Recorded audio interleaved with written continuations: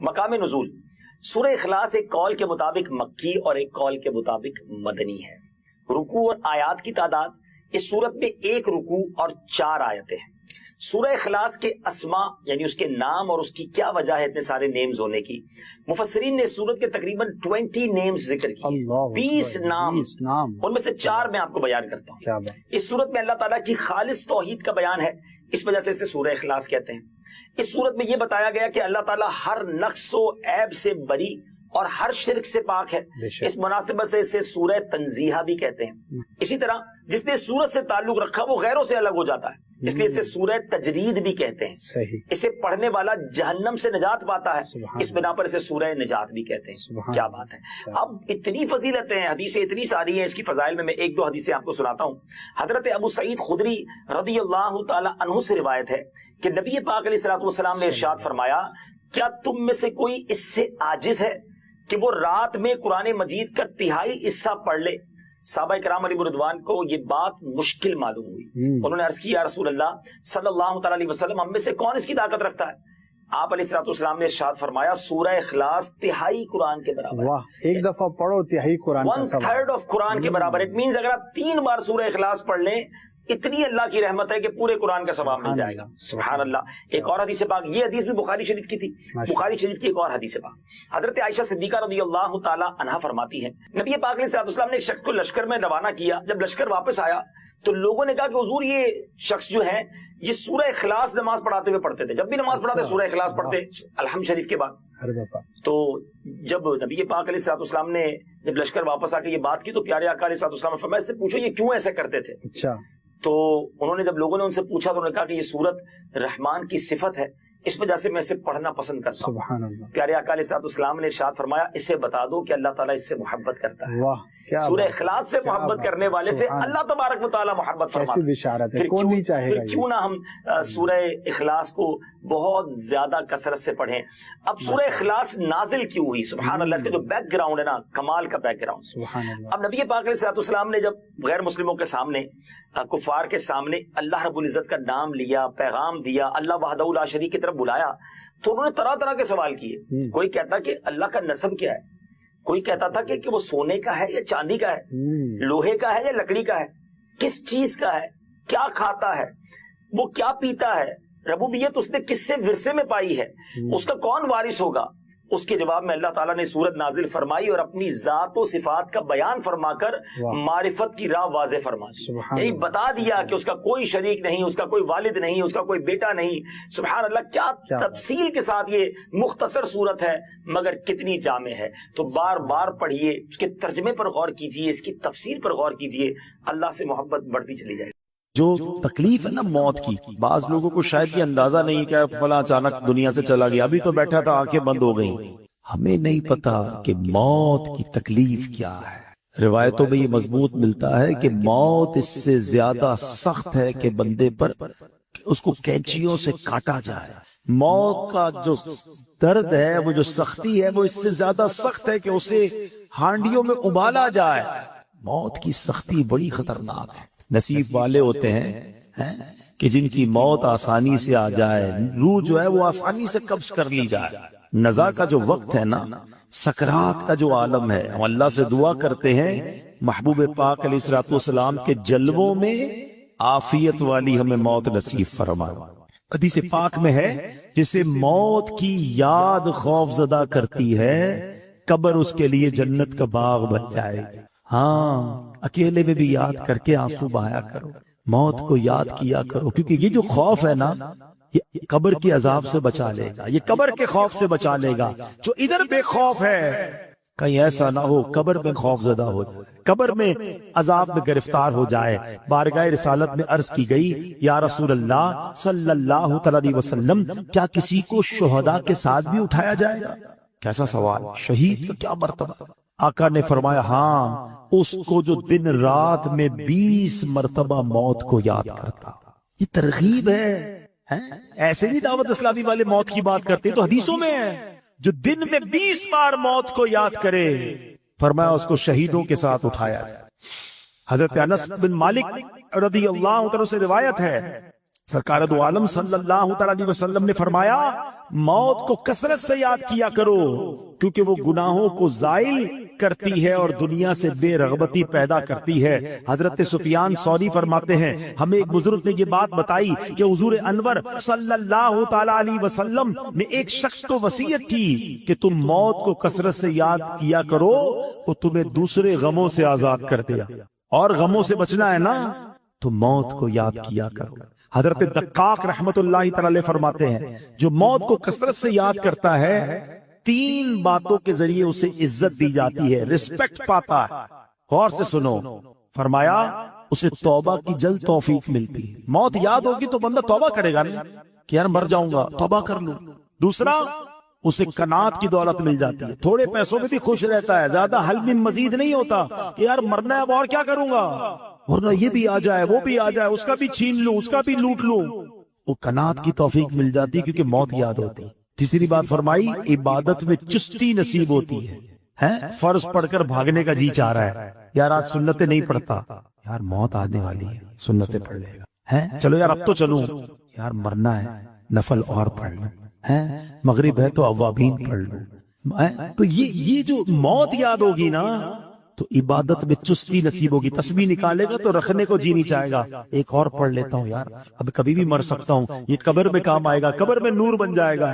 تو توبہ آسان، عبادت آسان اگر بندہ موت یاد رکھے۔ اور فرمایا کہ جو موت کو بھلا دیتا ہے اپوزٹ اس کے 3 باتوں میں گرفتار کر دیا جاتا ہے۔ توبہ میں تاخیر کرتا ہے، یار بعد میں کر لوں گا ابھی تو جوانی ہے، ابھی تو شادی بھی نہیں ہوئی ہے، ابھی کیا توبہ کروں، مزے کر لوں پھر اللہ اللہ کروں گا۔ کیا جوان مرتے نہیں؟ شادی سے پہلے مرتے ہوئے نہیں دیکھا اپنے لوگوں کو؟ کبھی بھی جا سکتے ہیں۔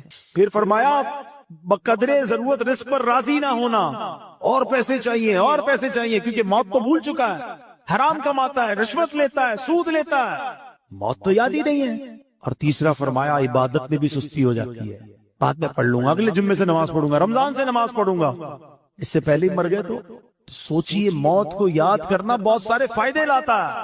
حضرت کعب الاحبار رحمت اللہ تعالی فرماتے ہیں جو موت کو پہچان لیتا ہے اس پر دنیا کے غم و مصائب آسان ہو جاتے ہیں۔ اے میرے پیارے اسلامی بھائیوں، امام حسن بصری رحمت اللہ تعالی فرماتے ہیں نبی پاک نے صحابہ کرام سے پوچھا کیا تم سب جنت میں داخل ہونا چاہتے ہو؟ یہی سوال میں آپ سے کر لوں، سارے کہیں گے نا کہ ہم جنت میں جانا چاہتے ہیں۔ صحابہ نے کہا حضور جی ہاں یا رسول اللہ صلی اللہ تعالی علیہ وسلم۔ تو اللہ کے حبیب نے فرمایا اپنی امیدوں کو مختصر کرو، موت کو آنکھوں کے سامنے رکھو اور اللہ پاک سے حیا کا حق ادا کر۔ اللہ کرے کہ یہ باتیں ہمیں یاد رہیں، ہم اپنی موت کی تیاری کی کوشش کرتے رہیں اور تیار رہیں۔ میں ایک مشورہ دیتا ہوں، ہم میں سے کسی کے پاس گارنٹی ہے کہ وہ 1 سال زندہ رہے، 1 مہینہ، اچھا 1 دن، آج صبح تک کوئی زندہ رہے گا اس کی ہاتھ اٹھا دے۔ آگاہ اپنی موت سے کوئی بشر نہیں، سامان 100 برس کا ہے، پل کی خبر نہیں۔ اس کا مطلب ہمیں پتہ ہی نہیں کب مر جائے، آج بھی مر سکتے ہیں نا، تیاری کب کرو گے؟ تیار رہنا پڑے گا، یعنی میں روزانہ ایسے جیوں کہ آج مر جاؤں پھر بھی اللہ راضی ہوگا، قبر جنت کا باغ بنے، ایسی لائف گزارنی ہے۔ تو ایسی لائف گزارنے کے لیے ہمیں اپنے شیڈول کو، اپنے لائف سٹائل کو بدلنا پڑے گا۔ ویسے بھی کراچی کے حالات ہمارے سامنے آئے دن پہ حادثہ ہوتا ہے، خبر آتی ہے، ویڈیو آتی ہے کہ نوجوان دنیا سے چلا گیا۔ اللہ ہماری حفاظت فرمائے، ہماری جان، مال، عزت، آبرو، آل اور اولاد سب کی حفاظت فرمائے۔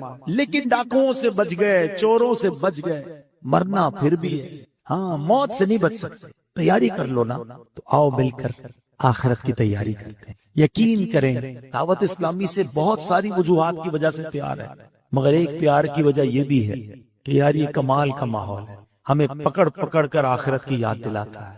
ہم غافل ہو جاتے ہیں، کبھی رائٹ ہو جاتے ہیں، کبھی لیفٹ ہو جاتے ہیں، یہ پھر ہمیں ٹریک پہ لاتا ہے کہ کدھر جا رہے ہو۔ جنت کا راستہ تو یہ ہے، اللہ کی رضا کا راستہ یہ ہے، ایمان سلامت لے کر قبر میں جانے والا راستہ یہ۔ پکڑ لو اس ماحول کو، چھوڑا نہ کرو۔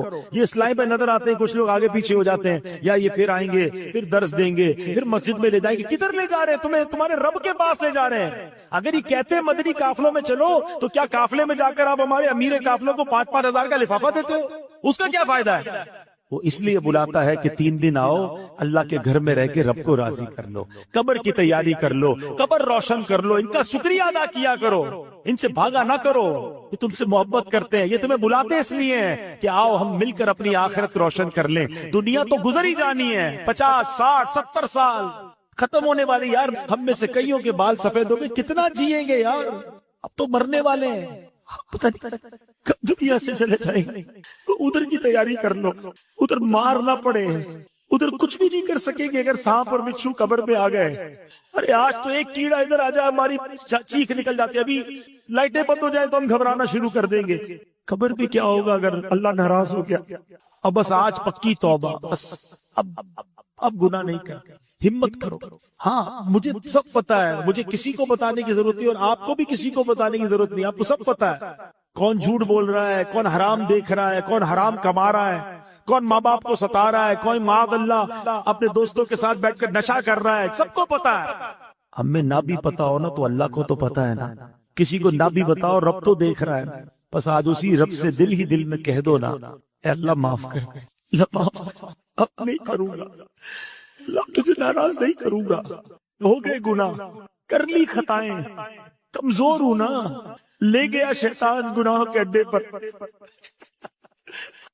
اب معافی دے دے، تجھ سے معافی مانگتے مولا، ہمیں معاف کر دے، ہمیں استقامت بھی تو دے دے، ہمیں اپنے پسندیدہ بندوں میں شامل کر لے، ہمیں شیطان کے مقابلے میں طاقت دے دے، ہم ہمت تو کر رہے ہیں، اللہ طاقت تو نے دینی ہے، مدد تو نے کرنی ہے، بس آج یہ اپنے دل میں نیت کر لو، اپنے رب سے خود ہی وعدے کر لو، وہ بڑا کریم ہے، وہ بڑا رحیم ہے، وہ نگاہ بھی فرمائے گا، وہ مدد بھی فرمائے گا، اور وہ ہمیں اچھا بھی کر دے گا۔ رب کریم سے دعا کرتا ہوں کہ اللہ نیکوں کے صدقے ہمیں نیک بنا دے، اچھوں کے صدقے ہمیں اچھا بنا دے، ہماری گناہوں والی عادتیں رب اپنے کرم سے دور کر دے۔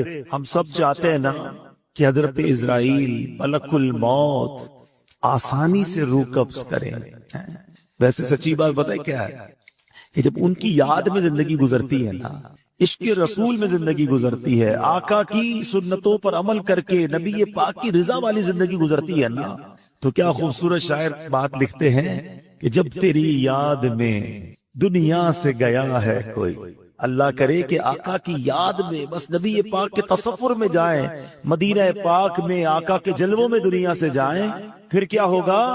جب تیری یاد میں دنیا سے گیا ہے کوئی، جان لینے کو دلہن بن کے قضا آئے، ہاں پھر اس کی جان بڑی آسانی سے نکلتی ہے، وہ تو نبی پاک کے جلووں میں گم ہوتا ہے نا۔ تو اللہ کرے کہ موت کے وقت آقا کا جلوہ نصیب ہو جائے، لیکن کام کیا کرنا ہے اس کے لیے؟ کثرت سے درود پاک، چلتے پھرتے اٹھتے بیٹھتے نہیں پڑھتے لوگ درود، فضول باتوں کے لیے گھنٹوں پڑے ہیں، درود پاک زبان پر بہت تھوڑا آتا۔ آج ہی چیک کر لو نا، اپنے آپ کو چیک کر لے، آج پورے دن میں کتنی بار درود پڑا، ٹائم نکالا کرو، تسبیح جیب میں رکھا کرو، کہتے ہیں درود پاک اور ذکر الہی کرنے کے بہانے ڈھونڈا کرو، جہاں موقع ملا تسبیح نکالی شروع ہو گئے۔ تسبیح نہ بھی ہو تو پڑھ سکتے ہیں، لیکن تسبیح یاد دلاتی ہے، اس لیے میں کہہ رہا ہوں اللہ کرے کہ میری بھی عادت بن جائے، آپ کی بھی عادت ہو جائے، اور ہم بس کثرت سے اللہ اور اس کے حبیب کا ذکر کرتے رہیں، فضول باتوں سے بچتے رہیں، اور ہماری زبان اس مبارک ذکر میں تر ہو جائے۔ بڑی پیاری التجا امیر اہل سنت کی ہے، مل کے آقا علیہ الصلوۃ والسلام کی بارگاہ میں عرض کرتے ہیں، ذکر و درود ہر گھڑی ورد زباں رہے، ورد زباں رہے، میری فضول گوئی کی عادت نکال دو، میری فضول گوئی کی عادت نکال دو۔ آئیے مل کر محبت کے ساتھ بآواز بلند درود پاک پڑھ لیں، صلو علی۔ آج جس موضوع پر میں نے کچھ مدنی پھول پیش کرنے ہیں، یوں سمجھیے اس کا آغاز تو درود پاک کی اس فضیلت سے ہی ہو چکا کہ جو سکرات کا وقت ہے، جو موت کی سختیاں ہیں، کیا ہم اسے یاد رکھتے ہیں؟ یہ ایک ایسی حقیقت ہے کہ جسے ہم بھول جاتے ہیں. زندگی میں ایسے زندگی گزار رہے ہوتے ہیں کہ جیسے مرنا ہی نہیں ہے. تو آج اسی حقیقت پر کچھ مدنی پھول پیش کروں گا. اللہ کرے کہ فکر آخرت اور آخری جو سفر ہے اس کی تیاری کا ہمارا ذہن بن جائے.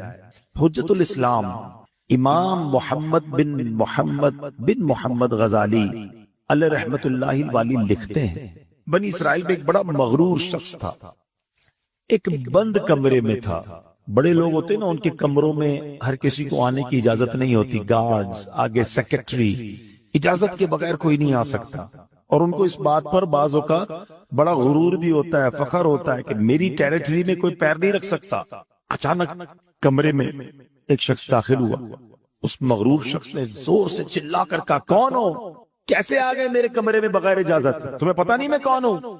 میں اس واقعے کا خلاصہ عرض کر رہا ہوں. تمہیں اجازت کس نے دی میرے کمرے میں آنے کی؟ تو کہتا ہے کہ مجھے اس گھر کے مالک نے اجازت دی ہے اور میں وہ ہوں جسے کوئی روک نہیں سکتا. مجھے بادشاہوں سے بھی اجازت لینے کی ضرورت پڑتی نہیں. مجھے کسی کا دبدبا ڈرا نہیں سکتا اور نہ ہی مجھ سے کوئی بچ سکتا ہے.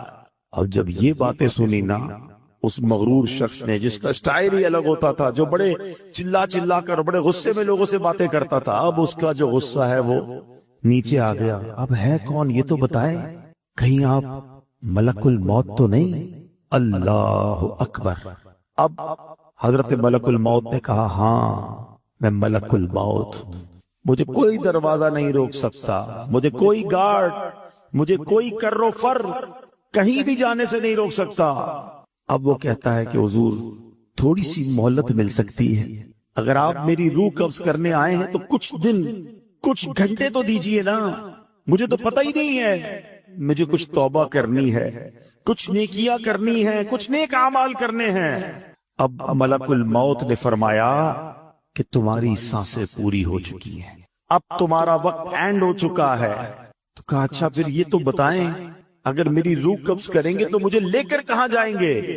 تو ملک الموت نے فرمایا، اس مقام پر جہاں تو نے اپنے اعمال بھیجے ہوئے، جس طرح کے اعمال کیے ادھر لے کے جاؤں گا. کہا حضور میں نے تو نیکیاں نہیں کی، کوئی اچھا گھر بھی تیار نہیں کیا ہے. ملک الموت نے فرمایا کہ پھر تمہیں بھڑکتی آگ کی طرف لے کر جائیں گے جو تیرا گوشت پوشت نوچ لے گی. یہ کہہ کر ملک الموت نے اس کی روح قبض کر لی. وہ مردہ ہو کر گر پڑا. گھر میں کوہرام مچ گیا، رونا دھونا مچ گیا. اس واقعے کے جو راوی ہیں حضرت یزید رکاشی رحمت اللہ تعالی فرماتے ہیں، اگر ان سوگواروں کو اس کے برے انجام کا پتہ چل جاتا تو اس سے زیادہ رونا دھونا مچاتے. اب میرے پیارے اسلام میں سوچئے، یہ ہمارے ساتھ بھی تو ہونا ہے نا. کبھی دفتر میں بیٹھے ہوں گے، کبھی گھر میں لیٹے ہوں گے، پتہ نہیں کبھی کہاں ہوں گے، اور اچانک ملک الموت آ جائیں گے اور ہماری روح قبض کر لی جائے گی. کوئی چانس نہیں ملے گا. جس کو مرنا ہو کیا وہ ایسے جیتا ہے جیسے ہم جی رہے ہیں؟ وہ شاعر لکھتے ہیں نا، جب اس بزم سے اٹھ گئے دوست اکثر اور اٹھتے چلے جا رہے ہیں برابر. ذرا غور تو کیجئے نا، آپ کے رشتہ داروں میں سے کتنے لوگ چلے گئے، آپ کے پڑوسیوں میں سے کتنے لوگ چلے گئے، ارے آپ کی عمر کے دوستوں میں سے کتنے لوگ چلے گئے. بلکہ میں تو ان لوگوں کو بھی جانتا ہوں کہ جن کی عمر مجھ سے کم تھی، وہ بھی دنیا سے چلے گئے. دھڑا دھڑ لوگ جا رہے ہیں. جب اس مذہب سے اٹھ گئے دوست اکثر اور اٹھتے چلے جا رہے ہیں برابر. یہ ہر وقت پیش نظر جب ہے منظر، یہاں پر تیرا دل بہلتا ہے کیوں کر جگہ جی لگانے کی دنیا نہیں ہے. یہ عبرت کی جا ہے، تماشا نہیں. ہم کیوں نہیں سوچتے کہ ہمیں مرنا، ہم کیوں نہیں سوچتے کہ ہمیں دنیا سے جانا ہے اور ادھر جانا ہے، اور ادھر کی ہم تیاری نہیں کرتے. حضرت عبداللہ ابن مسعود رضی اللہ عنہ فرماتے ہیں، السعید من وعظ بغیرہ، یعنی سعادت مند وہ ہے جو دوسروں سے نصیحت حاصل کرے. ہمیں نصیحت حاصل کرنی چاہیے نا کہ یار فلاں کا انتقال ہو گیا، میری باری آنے والی ہے. کبھی جنازہ پڑھتے ہوئے، کبھی قبرستان میں مردے کو قبر میں اتارتے ہوئے، کبھی مسجد کا اعلان سنتے ہوئے کہ جناب فلاں کا رضائے الہی سے انتقال ہو گیا، ہم کیوں نہیں سوچتے میرا نام بھی اسی اسپیکر سے اعلان ہوگا کہ ان کا بھی رضائے الہی سے انتقال ہو گیا۔ دوست، احباب، گھر والے کچھ دیر آنسو بہائیں گے، کچھ دیر یاد کریں گے، مگر پھر کہیں گے جلدی کرو، جنازے میں دیر نہیں کرنی چاہیے۔ پھر ہمارے گھر سے جنازہ اٹھے، وہ بھی نصیب والے ہوتے ہیں جن کا گھر سے جنازہ اٹھتا ہے۔ بعض اوقات تو ایسی جگہ موت آتی ہے کہ لوگوں کو کفن بھی نہیں ملتا، قبر بھی نہیں ملتی ہے۔ اللہ سے دعا کرتے ہیں کہ اللہ عافیت والی موت عطا فرما، کٹنے والی، پھٹنے والی، جلنے والی، ڈوبنے والی موت سے محفوظ فرما، عافیت والی ہو، کلمے والی ہو۔ اللہ کریم ہے نا، میرے رب سے تو مانگ سکتے ہیں نا۔ ہم اللہ سے مانگتے ہیں کہ مولا ہمیں زندگی بھی شان والی عطا فرما، موت بھی شان والی عطا فرما، ایمان والی عطا فرما، کلمے والی عطا فرما، عبرت والی موت نہ دینا مالک کہ مرنے کے بعد لوگ کہیں کہ دیکھو باتیں تو بڑی بڑی کرتا تھا، اس کی موت کیسی ہوئی ہے۔ اللہ ایسی موت سے ہم سب کو محفوظ فرما، برے خاتمے سے بچائے۔ خدایا برے خیالات میرے سے بچانا، خدا یا برے خاتمے سے بچانا، پڑھوں کلمہ جب نکلے دم یا الہی، پڑھوں کلمہ جب نکلے دم یا الہی۔ آج کل تو لوگ قبرستان میں جا کے ہنسی مذاق کر رہے ہوتے ہیں، قبرستان میں جا کر موبائل فون پہ کاروبار چل رہا ہوتا ہے، ادھر میت دفنائی جا رہی ہے، ادھر آپس میں دوست کل کی پلاننگ کر رہے ہوتے ہیں۔ قبرستان عبرت کی جگہ ہے، قبرستان میں ہنسنے والوں کا کیا حال ہوتا ہے، آؤ میں آپ کو ایک واقعہ سناتا ہوں۔ خواجہ خواجگان خواجہ غریب نواز، خواجہ معین الدین چشتی اجمیری، خواجہ غریب نواز نے ایک واقعہ سنایا کہ ایک مرتبہ میں اور شیخ اوحد کرمانی رحمت اللہ تعالی علیہ سفر پر تھے، ہماری ملاقات ایک بوڑھے میاں سے ہوئی، وہ بزرگ تھے اور یاد الہی میں انتہائی مشغول تھے۔ کہتے میں نے ایسا بندہ یاد الہی میں مشغول پہلے نہیں دیکھا تھا۔ میں نے ان سے سلام کیا، ہاتھ ملایا تو معلوم ہوا کہ ان کے ہاتھ پر تو گوشت ہی نہیں ہے، اتنا کمزور، اتنے دبلے پتلے تھے۔ تو خواجہ صاحب کہتے ہیں کہ میرے دل میں خیال آیا کہ یہ اتنے کمزور کیوں ہیں۔ اس سے پہلے کہ میں سوال کرتا وہ روشن ضمیر تھے، میرا سوال جان لیا۔ کہتے ہیں کہ میں ایک دن اپنے دوست کے ساتھ قبرستان گیا، تھوڑی دیر ہم قبر کے پاس بیٹھ گئے، آپس میں باتیں ہونے لگی جیسے دوستوں میں باتیں ہوتی ہیں۔ کہتے اتفاقاً ایسی بات ہوئی کہ مجھ سے کہا لگ گیا، زور سے ہنس پڑا۔ اسی وقت قبر سے آواز آئی، اے غافل، جس کو ایسا مقام درپیش ہو اسے ہنسی سے کیا کام۔ کہتے جو ہی میں نے وہ آواز سنی میں اٹھ کھڑا ہوا، جو دوست میرے ساتھ تھا میں نے اسے الوداع کہا، مسجد میں آ گیا، بیٹھ گیا، مجھ پر ہیبت طاری ہو گئی، قبر سے آواز آئی تھی نا۔ کہتے میں قبرستان میں ہنسا، مجھ پر ایسی غفلت آ گئی کہ میں قبر کے پاس جا کر ہنسنے لگا۔ کہتے مجھے اتنی شرمندگی محسوس ہوئی، وہ دن ہے اور آج کا دن ہے، 40 سال ہو گئے میں نے شرم کے مارے آسمان کی طرف منہ نہیں کیا ہے، اور میں اس بات سے ڈر رہا ہوں کہ قیامت کے روز اللہ کی بارگاہ میں کیسے منہ دکھاؤں گا، کیا منہ لے کر جاؤں گا۔ ایک صحابی رسول آئے، عرض کرتے ہیں حضور مجھے آخرت اور موت سے محبت نہیں، گھبراہٹ ہوتی ہے، اس کا ذکر کرنے میں مجھے مزہ نہیں آتا، دل نہیں لگتا آخرت کی بات کرنے میں۔ شاید ہم سارے ایسے ہی ہیں، جب بھی موت اور قبر کی بات کرو گھبراہٹ شروع ہو جاتی ہے۔ کیا شاندار جواب دیا نبی پاک نے۔ حدیث پاک کا خلاصہ پیش کر رہا ہوں، فرمایا بندے کا دل ادھر لگتا ہے جدھر اس کا مال ہو، تم اپنا مال آگے بھیج دو تمہارا دل بھی آخرت میں لگنا شروع ہو جائے گا۔ میں اس کو ایگزامپل کے ذریعے سمجھاتا ہوں، ہم کراچی میں رہتے ہیں، ٹھیک ہے، ایک بندے نے اپنے پیسے بھجوا دیے لاہور، وہاں دکان لے لی، فیکٹری لگا لی، گھر لگا لیا، اب زیادہ دل کہاں لگے گا؟ لاہور۔ جب دیکھو لاہور جائے گا، کیوں؟ پیسے ادھر ہیں، انویسٹمنٹ ادھر ہے، لوگوں نے پیسے دبئی میں لگائے ہوئے ہیں، دبئی جاتے رہتے ہیں کیونکہ مال ادھر ہے، دل بھی ادھر ہے، واپس بھی نہیں آتے۔ کیا شاندار جواب دیا، عقل مندوں کے لیے کمال جواب ہے یہ۔ اگر آخرت میں دل لگانا ہے نا تو بندہ کہ میرے پیسے ادھر ہیں بھائی، میں نے اپنا مال اللہ کی راہ میں صدقہ کیا ہوا، محل تیار ہے، مسجد بنا دی ہے اللہ کے کرم سے، کیونکہ حدیث پاک کا خلاصہ ہے جو اللہ کے لیے مسجد بناتا ہے اللہ اس کے لیے جنت میں گھر بناتا ہے۔ خوش نصیب ہیں وہ لوگ جو مسجد بناتے ہیں یا مسجد میں حصہ ملاتے ہیں۔ کچھ نہ کچھ ایسے آگے بھجوایا کرو، یہ اگلا اکاؤنٹ ہے ہمارا، جاتے کہیں نہیں ہے، ادھر سے نکل کر اس اکاؤنٹ میں جا رہے ہیں جدھر زیادہ گزارنی ہے زندگی۔ تو آقا نے کیا خوب بات فرمائی کہ اگر آخرت میں دل لگانا ہے نا تو اپنا مال ادھر بھیج دے، کیونکہ بندے کا دل مال کے ساتھ ہوتا ہے، جب مال ادھر ہوگا تیرا دل بھی ادھر ہی لگ جائے گا۔ تو یہ موت کی تیاری کا ایک طریقہ ہے، اچھے اعمال کرے اور آگے اپنے اعمال بھیجے، نیکیاں بھیجے، تو انشاءاللہ اس کی تیاری اچھی ہو جائے گی۔ اللہ کریم قرآن مجید فرقان حمید میں فرماتا ہے وَاتَّقُوا يَوْمًا تُرْجَعُونَ فِيهِ إِلَى اللَّهِ، اور ڈرو اس دن سے جس میں اللہ کی طرف پھرو گے۔ ایک قول کے مطابق اس آیت کریمہ کا معنی یہ ہے اے ایمان والو ڈرو اس دن سے جب تم اس دنیا کو چھوڑ کر سفر آخرت پر روانہ ہو جاؤ گے۔ اے میرے پیارے اسلامی بھائیوں، اللہ کریم قرآن مجید میں فرماتا ہے وَلَا تَنْسَ نَصِيبَكَ مِنَ الدُّنْيَا، اور دنیا میں اپنا حصہ نہ بھول۔ اب کون سا حصہ ہے ہمارا دنیا میں؟ سنیں اس آیت کی تفسیر میں علماء نے فرمایا اس سے مراد کفن ہے، یعنی دنیا میں ہمارا حصہ کتنا ہے؟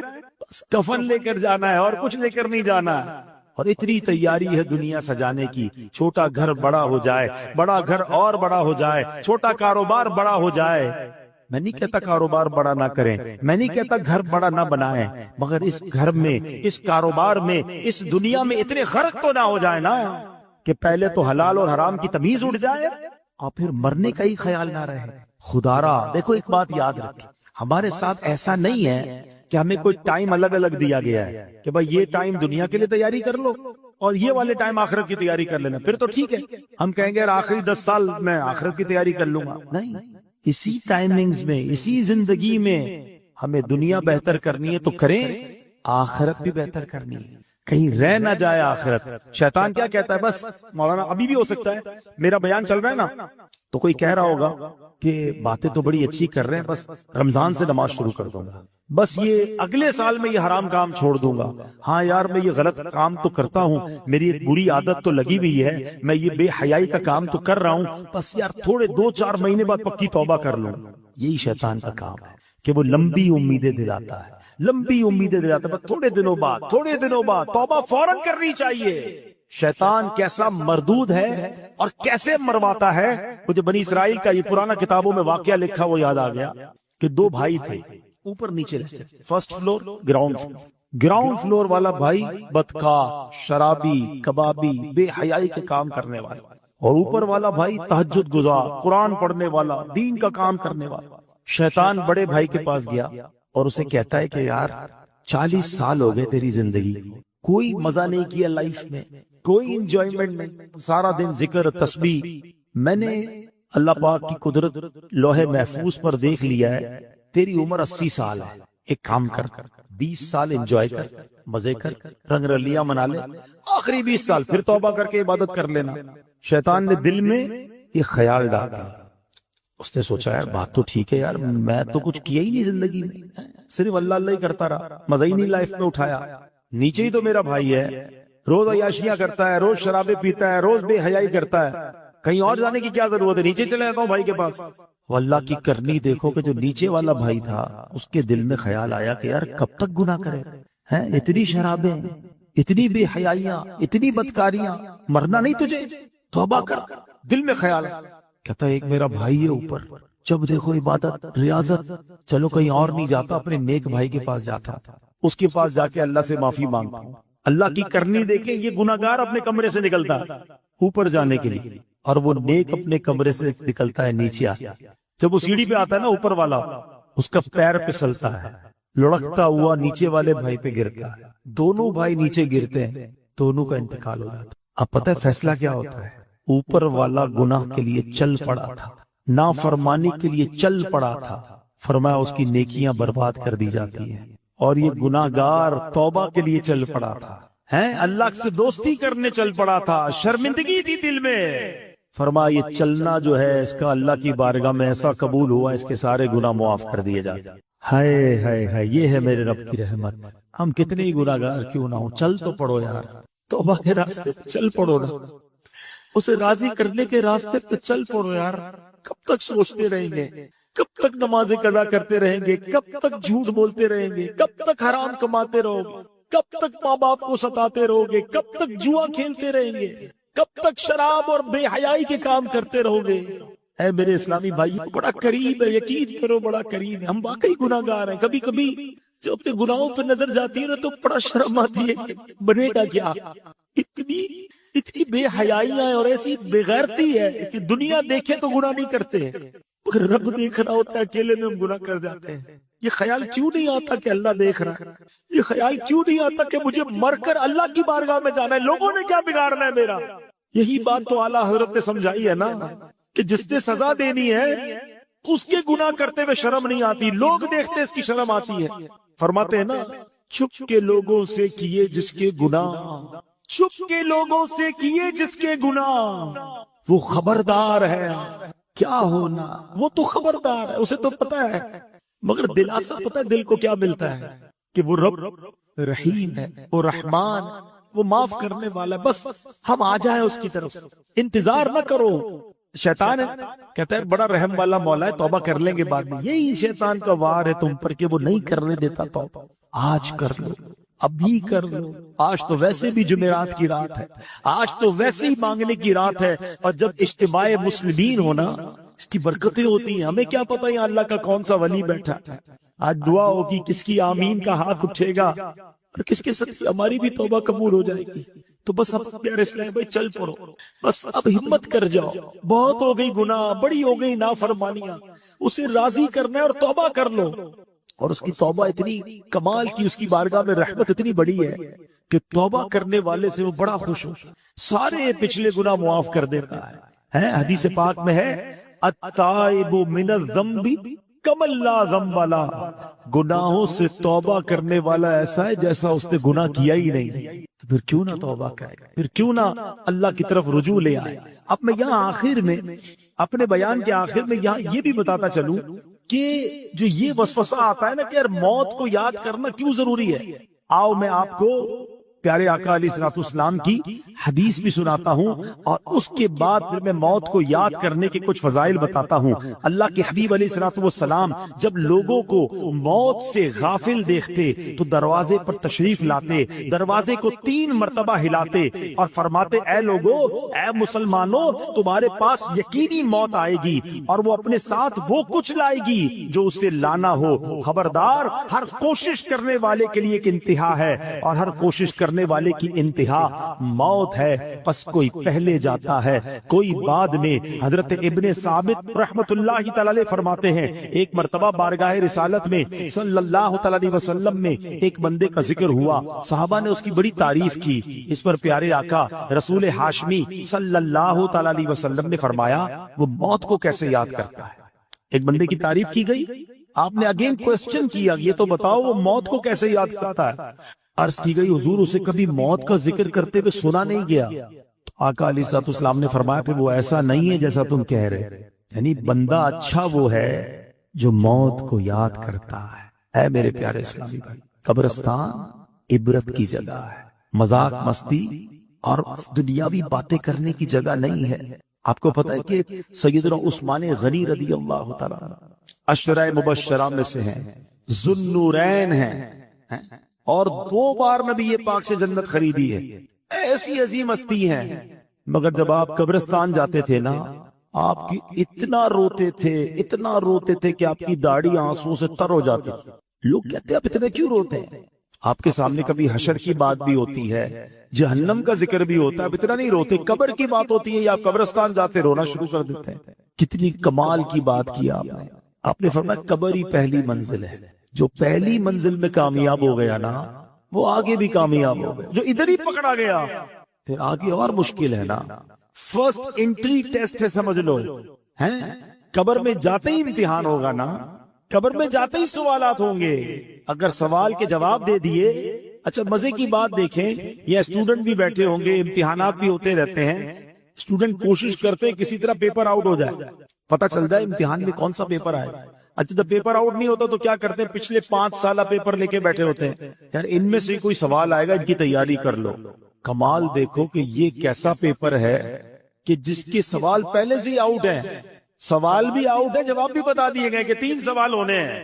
قبر میں جانے کے بعد ہر بندے سے سوال ہوگا، من رب کا، تیرا رب کون ہے، ما دینوں کا، تیرا دین کیا ہے، اور پھر ایک پیارا سا چہرہ دکھایا جائے گا اور پوچھا جائے گا ما کنت تقول فی ھذا الرجل، کہ اس مبارک چہرے والی ہستی کے بارے میں دنیا میں کیا کہا کرتا تھا۔ اور تینوں سوالوں کا جواب ہمیں پتا ہے، من رب کا، ربی اللہ، اللہ ہمارا رب ہے نا، ما دینوں کا، دین یہ الاسلام، دین میرا اسلام ہے۔ اور ہمیں پتا ہے کس کا چہرہ دکھایا جائے گا، کیا کہیں گے، ہوا رسول اللہ صلی اللہ تعالی علیہ وسلم، یہ تو میرے آقا جناب رسول اللہ صلی اللہ تعالی علیہ وسلم ہے۔ مگر یہ اتنا سمپل نہیں ہے، ہاں سوال بھی پتا ہے، جواب بھی پتا ہے۔ اب میں آپ کو آؤ ایک کمپیریزن سمجھاتا ہوں میرے بچوں، جو خاص طور پہ اسٹوڈنٹس ہیں، بلکہ جتنے بھی لوگ ہیں، سب نے دنیا کے امتحان کبھی نہ کبھی دیے ہوں گے۔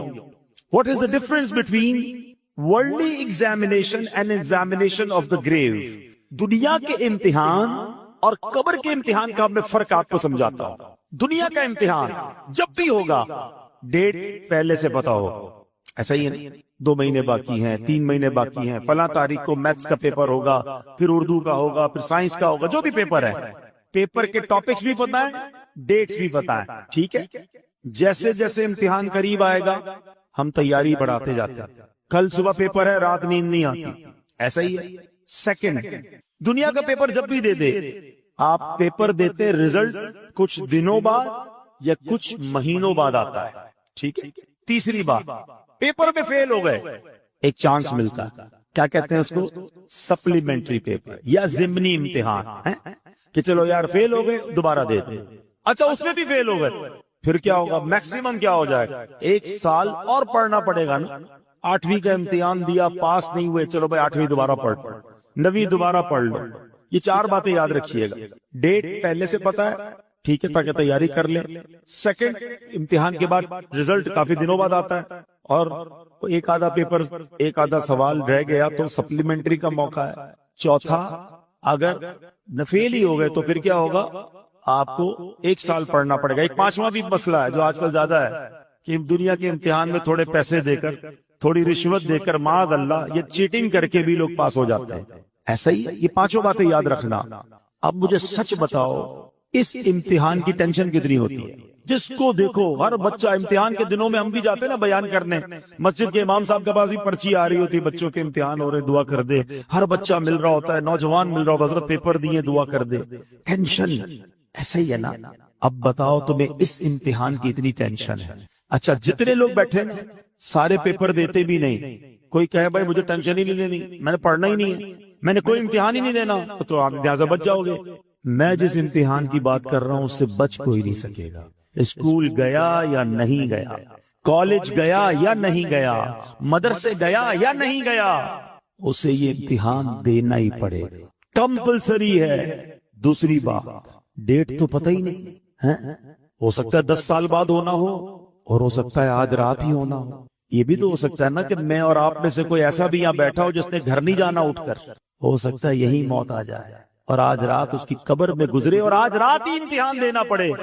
مجھے سچ بتاؤ، جس امتحان کی ڈیٹ تمہیں 4 مہینے پہلے ملتی ہے، تم ٹیوشن لیتے ہو، تم گجرات گیسٹ پیپر لیتے ہو، اس کی تیاری میں لگ جاتے ہو۔ میں جس امتحان کی بات کر رہا ہوں اس کو تو پتہ ہی نہیں کب ہو جائے، تو عقل مند کون ہے تیاری کر کے رکھے ہیں، ہمیشہ پریپیئر رہے کہ جب امتحانوں میں جواب دے دوں گا۔ اب آؤ دوسری بات، دنیا کے امتحان میں پیپر دینے کے کئی دنوں بعد رزلٹ آتا ہے، قبر کے امتحان میں فوری رزلٹ آئے گا۔ ادھر صحیح جواب دیے، ادھر جنت کی کھڑکی کھول دی جائے گی۔ پتہ ہے فرشتے کیا کہیں گے مرنے والے کو جو صحیح جواب دے گا نا، نم کنومۃ العروس، سو جا کہ جیسے دلہن سوتی۔ اسے قبر ایسے دبائے گی، قبر ہر کسی کو دبائے گی، یاد رکھیے گا، کسی کو تو ایسے دبائے گی جس سے رب ناراض ہوا، پسلیاں ایک دوسرے میں پیوست ہو جائیں گی، ٹوٹ جائیں گی پسلیاں، مگر کسی کو ایسے دبائے گی جیسے ماں دباتی ہے اپنے بچے پیار سے۔ اور جس نے غلط جواب دیا، جو جواب نہ دے سکا، انتظار نہیں ہوگا، اسی وقت قبر میں جہنم کی کھڑکی کھلے گی، آگ برسا دی جائے گی اور قبر اسے تہس نہس کر دے گی۔ تیسری بات، کوئی سپلیمنٹری نہیں ہے. ارے فرشتوں سنو سنو، غلطی ہو گئی، ایک جواب غلط ہو گیا، رکو رکو دوبارہ جواب دینا ہے. نہیں، اونلی ون چانس. ٹھیک ہے. اچھا ادھر کانسیکوینسز کیا تھے؟ ادھر نقصان کیا تھا کہ ایک بار فیل بھی ہو گیا تو کیا مسئلہ ہے، 1 سال پڑھنا ہے نا. ادھر فیل ہو گئے تو اب قیامت تک مار پڑنی ہے. اب تو رب ناراض ہو گیا نا، اب تو سانپ ہیں، بچھو ہیں. کیوں نہ روئے عثمان غنی رضی اللہ تعالیٰ عنہ، خدا کی قسم اس سے مشکل امتحان کوئی اور نہیں ہے. مگر عقل تو دیکھو ہماری کہ دنیا کے امتحان، دنیا کے انٹرویو، دنیا کی آڈٹ رپورٹ، دنیا کا ٹیکس رپورٹ، ارے کوئی ہم سے رپورٹ مانگے گھبراہٹ شروع ہو جاتی ہے. ایک رپورٹ قبر میں جا کر دینی ہے، ایک ٹیسٹ دینا ہے، کیسے جواب دو گے؟ اب آتا ہوں ایک اور بات کی طرف. آپ کہیں اپنے تو جواب یاد کرا دیے، اب تو ہم دے دیں گے. نہیں، یہ ایسا نہیں ہے کہ جس کو جواب یاد ہے وہ جواب دے دے گا، پھر تو سب کو یاد ہے نا. اس دن جس سے رب راضی ہوگا، جو ایمان سلامت لے کر قبر میں جائے گا، وہ تو انشاءاللہ جواب دے دے گا. اور عاشق رسول تو سبحان اللہ، عاشق رسول تو موت کا انتظار کرتا ہے. اس کو پتا ہے کہ آقا کا قبر میں دیدار ہونا.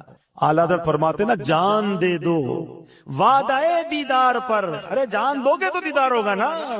جان دے دو وعدہ دیدار پر، لخت اپنا دام ہو ہی جائے. ہاں، عاشق رسول کو گھبراہٹ نہیں ہوتی، گھبراہٹ اسے ہو جس کی قبر میں کیڑے پڑنے. نمازیں پڑھی ہیں، سنتوں پر عمل کیا ہے، درود پاک پڑھا ہے، حرام روزی سے بچا ہے، حرام دیکھنے سے بچتا ہے، قرآن پاک کی تلاوت کرتا ہے، اللہ کی رضا والے کام کرتا ہے، ماں باپ کا ادب کرتا ہے. انشاءاللہ اس کی قبر تو نور علی نور ہونی ہے. اس کو تو دنیا سے زیادہ راحت قبر میں ملے گی. جنت کی کھڑکی کھل جائے گی، جنت کی نعمتیں نصیب ہو جائیں گی. عاشق رسول کی تو کہتے ہیں نا، اس کی ترجمانی شاعر کرتے ہیں کہ وہ تو جب آقا قبر میں آئیں گے نا، تو جب پوچھیں گے فرشتے کہ یہ کون ہے، تو کیا کہیں گے؟ میرا دین و ایمان فرشتے جو پوچھے تمہاری ہی جانب، اشارہ کروں میں تمہاری ہی جانب، اشارہ کروں. ہم تو آقا کا انتظار، جو عاشق رسول ہے نا، وہ تو فرشتوں سے کہے گا، فرشتوں سے کہے گا ایسی جلدی بھی نہ کرو، میں تو آقا کے دیدار تو کرنے دو. ایسی جلدی بھی کیا، آج کی رات ہے، قبر میں سرکار تشریف لائیں تو میں قدموں میں گروں، گر فرشتے بھی اٹھائیں تو میں ان سے یوں کہوں کہ اب تو پائے ناز سے میں اے فرشتوں کی اٹھوں، مر کے پہنچا ہوں یہاں اس دل ربا کے. عاشق رسول کے بارے نہیں آ رہے ہوں گے، مگر صرف نعرے لگانے والا نہیں ہے، صرف نیازی نہیں نمازی بھی ہو، صرف نعرے لگانے والا نہیں سنتوں پر عمل کرنے والا بھی ہو، حرام چیزوں سے بچنے والا ہو. اور جس سے رب ناراض ہو گیا نا، ہاں یقین کریں، ہمیں اندازہ ہی نہیں کہ ایمان سلامت لے کر جانا یہ کتنی بڑی چیز ہے. بڑے بڑے بزرگان دین رویا کرتے تھے، تڑپا کرتے تھے، گھبراتے تھے.